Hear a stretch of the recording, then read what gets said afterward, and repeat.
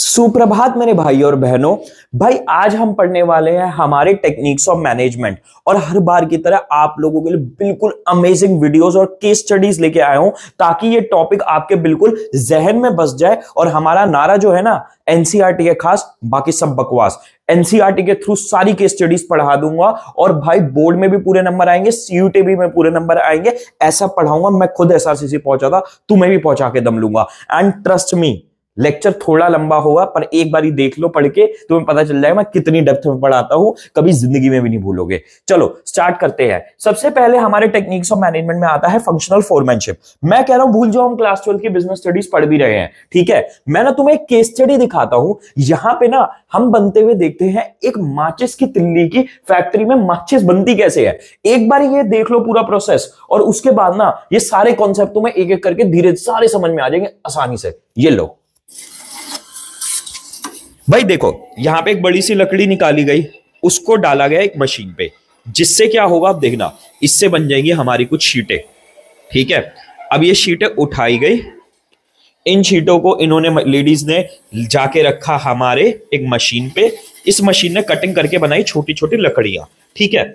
अब ये छोटी छोटी लकड़ियां आ गई, इन लकड़ियों में ना ये मशीन जो है वो छनाई करेगी और ये छनाई करके जो बेकार की छोटी छोटी लकड़ियां उनको हटा देगी और बाकी जो सारी काम की लकड़ियां हैं वो आपका आगे बक्से में चली जाएंगी। अब क्या होगा, हमारा जो लिक्विड है जिससे आग लगती है, देखो लिक्विड आया, ये मशीन अपने इन स्टिक्स पे लकड़ी लगाया इन्होंने लिक्विड और इसको फिर आगे जाके थोड़ा सॉर्टिंग के लिए दिया और ये अब लग गई सारी की सारी पैकिंग के लिए और ये हो गई अब डिब्बी में हमारी पैक, ठीक है। अब ये तुमने देखा प्रोसेस, देखो हम जो पढ़ रहे हैं उसको समझेंगे पर तुम्हें समझ में आया एक फैक्ट्री वर्क जो हम देखते हैं हमारी रियल लाइफ में उसमें और एक एक्चुअल फैक्ट्री वर्क जो होता है बड़े स्केल पे, उसमें बहुत बड़ा फर्क है, ठीक है। और ये जो हम सारे कॉन्सेप्ट पढ़ने वाले हैं ना, देखो सबसे पहली चीज साइंटिफिक मैनेजमेंट जो है ना, इसकी टेक्निक्स, इसकी सारी की सारी फैक्ट्री से रिलेटेड है। मैनेजमेंट से ज्यादा फैक्ट्री की मैनेजमेंट के रिलेटेड है। और हमारी ये जो फैक्ट्रीज की हम डिस्कशन करने वाले हैं ना, ये कुछ 10-20 लोगों की फैक्ट्री नहीं, वो फैक्ट्री जो हमने शायद देखी भी नहीं है। मिनिमम लगभग 100 से लेके हजारों लोगों की जो फैक्ट्री होती है उसका हम डिस्कशन करने वाले हैं। अब देखो फंक्शनल फोरमैनशिप हमारे पहली टेक्निक है। इसमें क्या कहा गया है, देखो एनसीईआरटी में जो है वो भी मैं सब समझाऊंगा, अभी तुम सब भूल जाओ और मैं जैसे पढ़ा रहा हूं पढ़ते जाओ, ठीक है। इसमें क्या कहा गया है कि देखो जो हमारे वर्कर्स होते हैं, यानी कि जो लेबर होती है फैक्ट्री के कॉन्टेक्स्ट में, ठीक है, उसके ऊपर ना 8 तरीके के बॉसेस होने चाहिए। 8 तरीके के मैनेजर्स होते हैं जो कि उनको लीड करते हैं और अलग अलग काम करते हैं। अब वो 8 तरह के मैनेजर्स कौन से हैं? सबसे पहले आ जाता है हमारा रूट क्लर्क, ठीक है। रूट क्लर्क क्या करता है, तुमने देखा कि वो सारा का सारा आखिरी तक मैचस्टिक बनी वो इतने बड़ी लकड़ी से, उसका पूरा रूट था, पहले उसकी कटिंग हुई, लेयर्स बनी, फिर उसकी छोटी छोटी मैचेस बनी, फिर आपका उसके ऊपर लिक्विड लगा, फिर वो पैकिंग हुई। ये सारा किसने तय करा? जैसे नाम से पता चल रहा है, रूट क्लर्क ने डिसाइड किया कि पहले ये होना, फिर ये होना, फिर ये होना, फिर ये होना है। फिर उसके बाद आता है इंस्ट्रक्शन कार्ड क्लर्क। अब देखो रूट क्लर्क ने पूरा रूट तो तय कर दिया, पर इंस्ट्रक्शन कार्ड क्लर्क बताता है कि हर स्टेप पे क्या होना है, कि भाई अगर मशीन पे वो लग रही है बड़ी सी लकड़ी और उससे लेयर बन रही है वो छोटी छोटी शीटें, तो भाई उस मशीन पे कैसे लगाना है हमारे वर्कर को, क्या चीजों का ध्यान रखना है, क्या सेफ्टी का ध्यान रखना है। तो ये सारे जो अलग अलग स्टेप्स हैं, अलग अलग रूट में स्टेप्स आते हैं, उनको ढंग से कैसे निभाना है, क्या क्या करना है, वो instruction card clerk instructions draw करता है। फिर आता है हमारा टाइम एंड कॉस्ट क्लर्क। नाम से ही पता चल रहा है, ये बताता है कि हर स्टेप पे, जो रूट क्लर्क ने सारे स्टेप्स बताए हैं, हर एक एक स्टेप पे कितना टाइम लगना चाहिए। अगर भैया आप उस बड़ी लकड़ी को मशीन पे लगा रहे हो लेयरिंग होने के लिए, कितने सेकंड में वो लग जानी चाहिए। और उसके बाद आता है कॉस्ट क्लर्क, जो कि नापता है कि हर स्टेप पे, मतलब काम तो एक ही बंदा करता है, ठीक है, कि हर स्टेप पे कितनी कॉस्टिंग आती है, कितनी बिजली लगती है, कितना रॉ मटेरियल लगता है और कितनी लेबर का टाइम लगता है, ठीक है। उसके अलावा बाद में आता है डिसिप्लिनेरियन। अब देखो भाई माचिस बनाने की फैक्ट्री है, अगर किसी ने वहां पे बीड़ी जला दी तो पूरा विस्फोट हो जाएगा। तो डिसिप्लिनेरियन का काम होता है टू मेक श्योर कि फैक्ट्री में जो है आपके सारे के सारे इंस्ट्रक्शंस, सेफ्टी इंस्ट्रक्शन वो फॉलो हो रहे हो। डिसिप्लिनेरियन को ना अपने स्कूल के डिसिप्लिन की तरह मत मानने लगना कि भैया सबको शांत रहना है, सबको अच्छे से कपड़े पहन के आ रहे हैं, नहीं। हर फैक्ट्री का अलग डिसिप्लिनेरियन होता है, हर फैक्ट्री के अलग रूल्स होते हैं। तो वो डिपेंड करता है कि कौन सी तरीके के काम की हम बात कर रहे हैं और वो डिसाइड करता है फिर डिसिप्लिनेरियन और मेक श्योर करता है वो सब फॉलो हो रहा हो। अब देखो ये जो चार तरीके के मैनेजर्स हैं जो वर्कर्स के ऊपर काम कर रहे हैं, ये चारों को अगर तुमने नोटिस किया हो, इन्होंने एक्चुअल काम नहीं कराया, इन्होंने प्लान बनाया है। ठीक है, इसने रूट का प्लान बनाया, इसने बनाया कि हाँ भाई हर स्टेप पे कैसे काम होना है, इसने टाइम एंड कॉस्ट नापी, इसने देखा डिसिप्लिन हो रहा है या नहीं हो रहा है। ठीक है, पर एक्चुअल काम कराने वाले ये चार लोग होते हैं। और कैसे होते हैं अब समझो, तुम एक बार समझ भी आ जाएगा तुम्हें। ठीक है, सबसे पहले होता है स्पीड बॉस, नाम से ही समझ में आ रहा है, ये मेक श्योर करता है कि सारे के सारे वर्कर स्पीड से काम कर रहे हैं और जो काम कर रहे हैं वो ढंग से कर रहे हैं नहीं कर रहे हैं।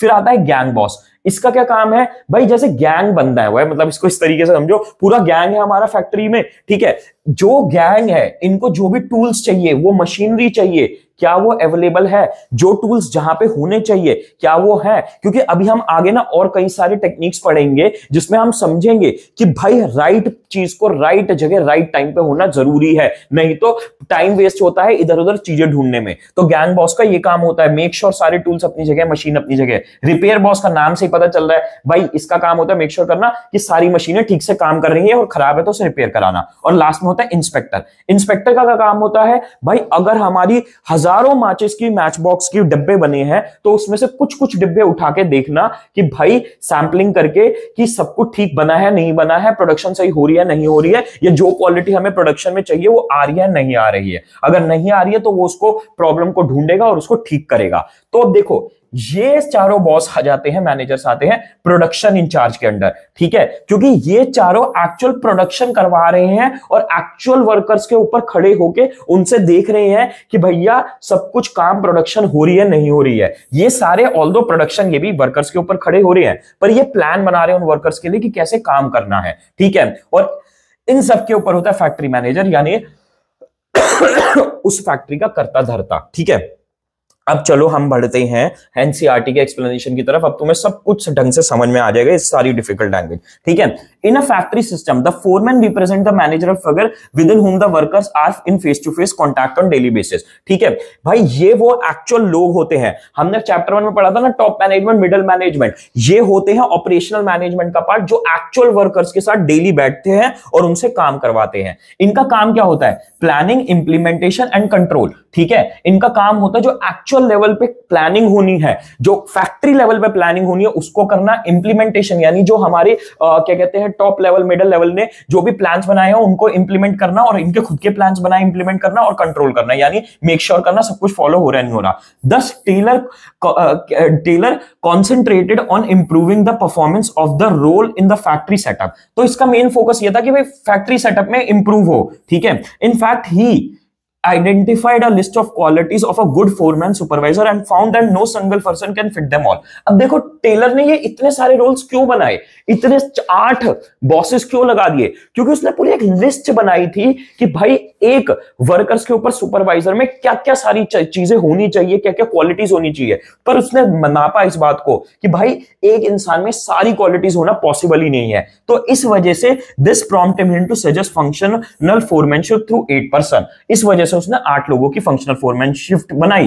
Taylor advocated separation of planning and execution function, this concept was extended to the lowest level of shop floor. ठीक है, उसने क्या किया, जो प्लानिंग थे और एग्जीक्यूशन इन दोनों को अलग अलग बांट दिया। ठीक है, हमने देखा ना, प्लानिंग इंचार्ज, प्रोडक्शन इंचार्ज। ठीक, उसके प्लानिंग के अंडर 4 लोग हैं, प्रोडक्शन के अंडर 4 लोग हैं। एग्जीक्यूशन को क्या कहते हैं हम, एग्जीक्यूशन का मतलब जो एक्चुअल काम कराता है, प्लानिंग का मतलब जो प्लान करता है। तो भाई हमारे क्या है, प्रोडक्शन इंचार्ज को एग्जीक्यूशन वाला कहा गया है। तो उसने इस तरीके से बांट दिया। अब देखो यहां पे इंपॉर्टेंट क्या चीज है, under the factory manager there was a planning incharge and a production incharge. अब देखो इसने क्या किया है यहां पे एनसीईआरटी ने, जो मैंने 8 आपको रोल्स बताए हैं ना, उन रोल्स को ही बस अब एक्सप्लेन कर दिया बहुत छोटे में। ठीक है, इन्होंने क्या कहा है, एक तो इंस्ट्रक्शन कार्ड क्लर्क है, और भाई एनसीईआरटी ने बहुत कंफ्यूजिंग वे में बताया, बहुत ध्यान से मार्क कर लो जो मैं तुम्हें बता रहा हूं। ठीक है, क्योंकि इन्होंने क्या किया, instruction card clerk, route clerk, time and cost clerk and a disciplinarian.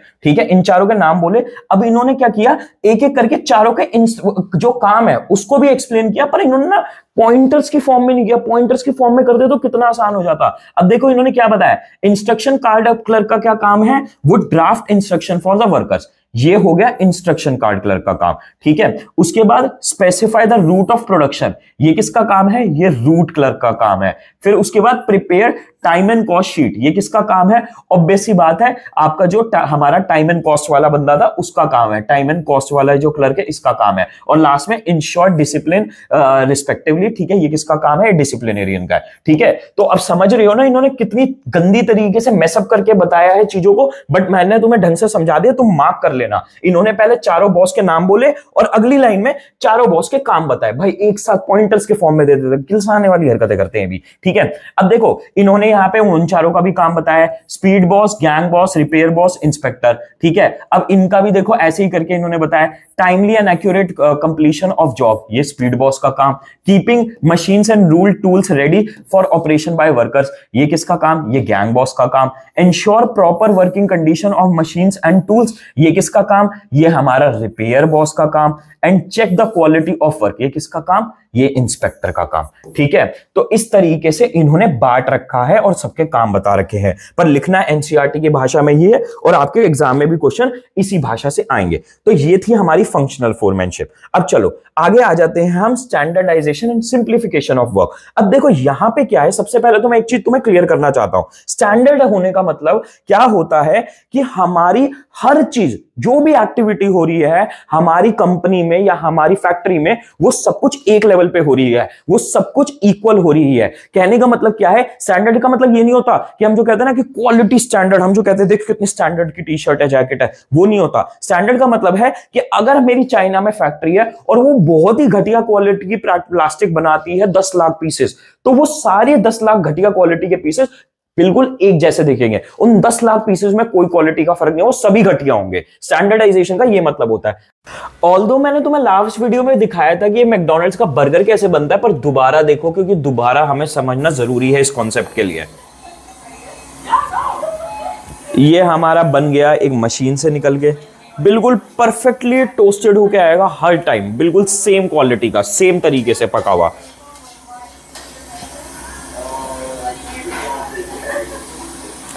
ठीक है भैया, ये हमारा बन अब सिक के आ गया आ गया आ गया, ठीक।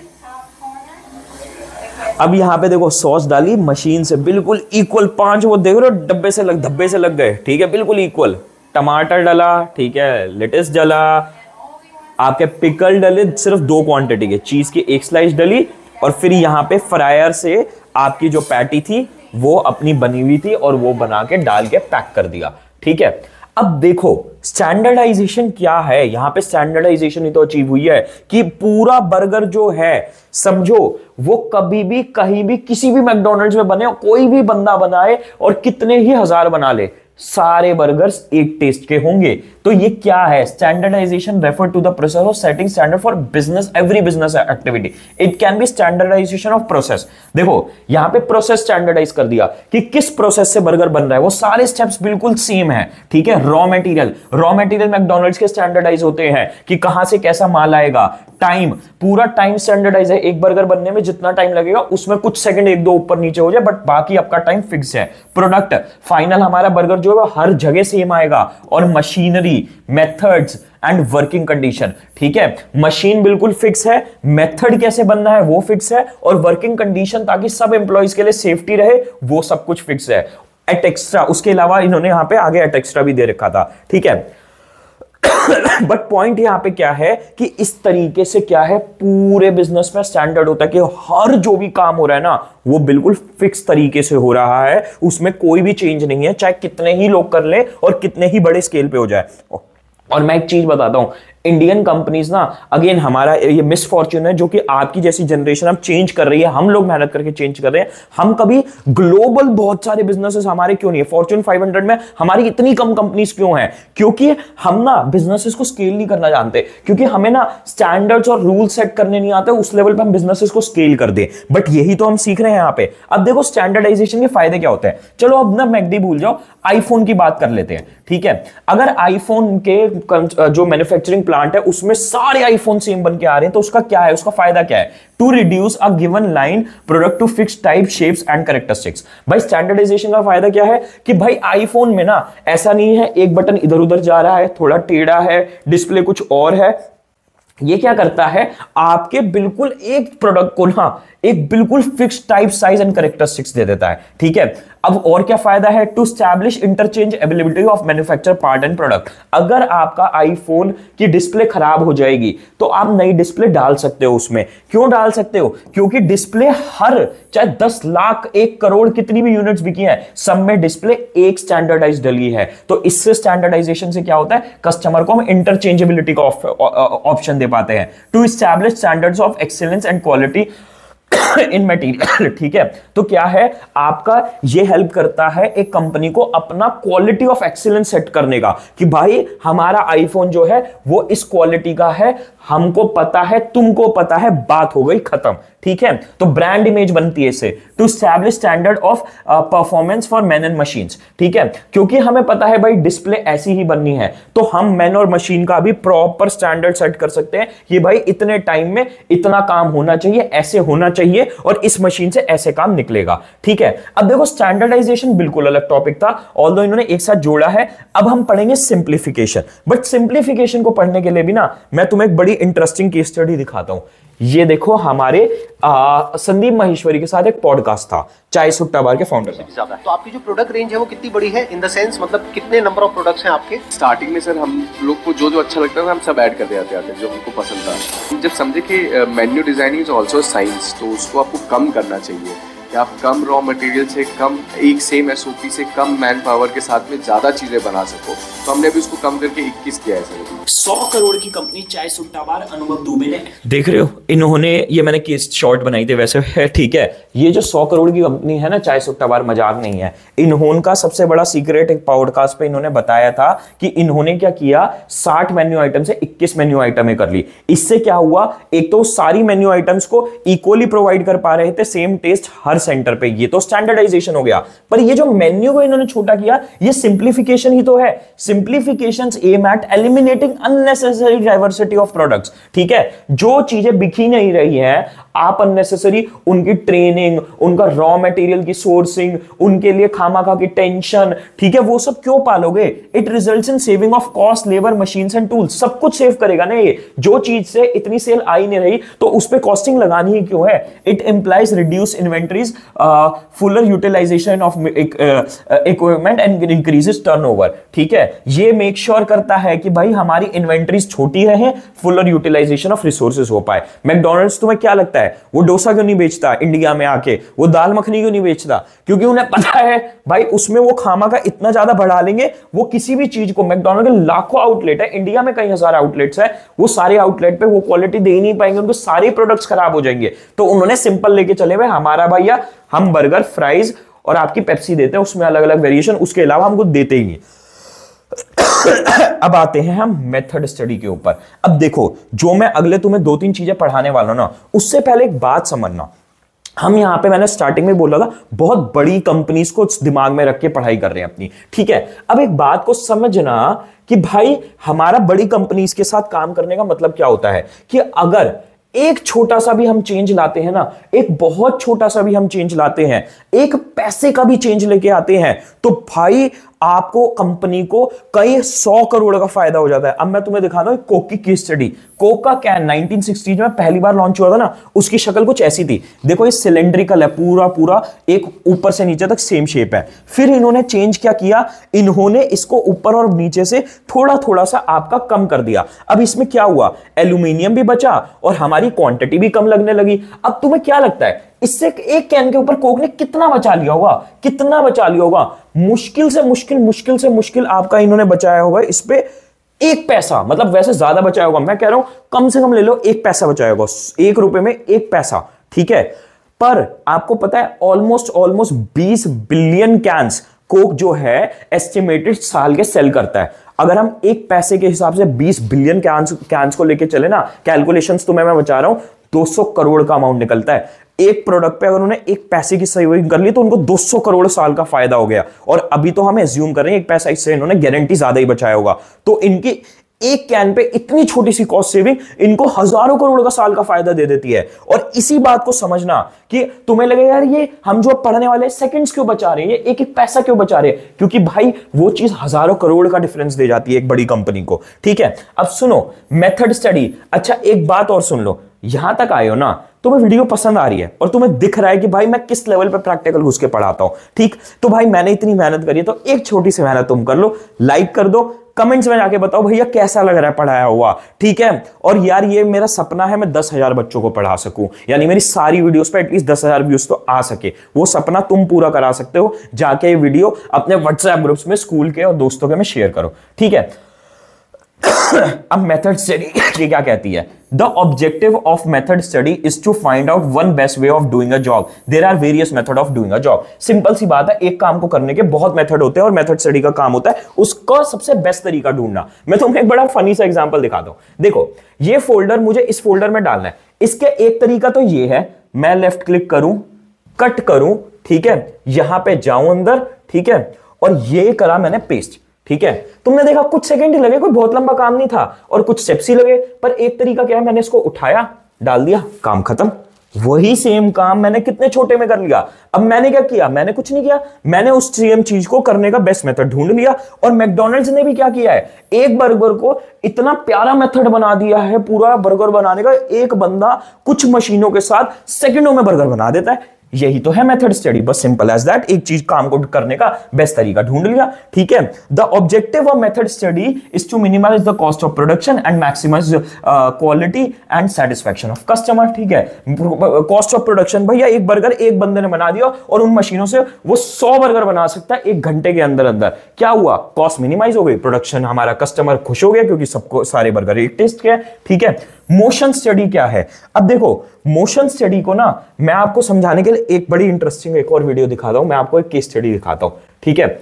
ये देखो, ये कोई मैं आपको खैर मजाक वीडियो नहीं दिखा रहा, ये एक्चुअली जनरल मोटर्स ने ना एक टाइम पे अपने एम्प्लॉयज को ट्रेनिंग मैनुअल देती थी, ये ऐसी वीडियोस ये समझाने के लिए कि मोशन स्टडी यानी कि हम काम करने का जो तरीका होता है, जिस तरीके से हम बॉडी हिलाते हैं, अगर हम बॉडी हिलाने का थोड़ा तरीका ही चेंज कर ले तो कितनी ज्यादा प्रोडक्टिविटी बढ़ती है। अब देखो यहां पे क्या है, ये एक इंसान है, ये दूसरे बंदे को ना ये दिखा रहा है कि ये सारी पिन्स हैं, इन पिन्स को ना इसमें फिट करना है। अब इसके ना कई तरीके हो सकते हैं और उस तरीके से हाथों को हिलाने के तरीके से कितना फर्क पड़ता है। देखो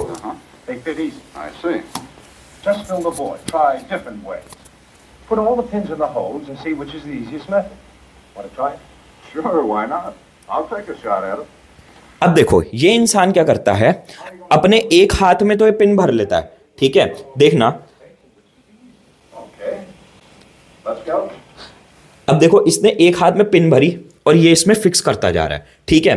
तुम देखना इसमें क्या होता है, ये 40 सेकंड में ये काम कर देता है, ठीक है।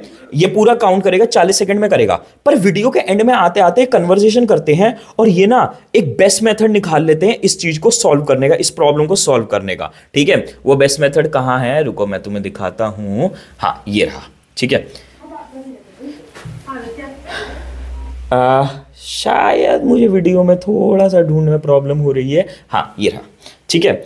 यहां पे इंसान अब क्या करता है, अपना एक बेस्ट मेथड निकालता है, बीच में से पिंस को डालना चालू करता है दोनों हाथों से, और ये ऐसे करके पूरा आउटसाइड की तरफ घूमता है और ये रियलाइज करता है कि ये थोड़ा सा बस मैंने मोशन चेंज कर लिया ना, इसकी वजह से मैं ये जो काम है 20 सेकंड में कर पा रहा हूं।